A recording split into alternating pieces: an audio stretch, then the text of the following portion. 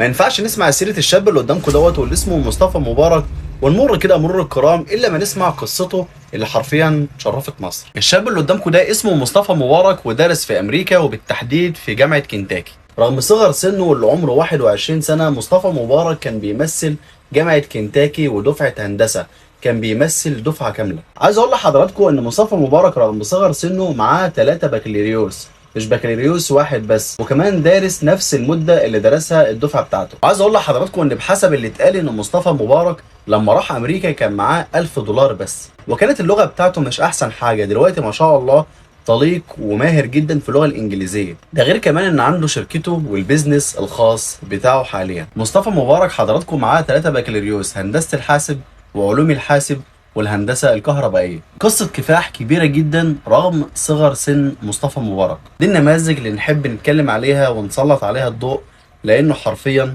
شرف مصر.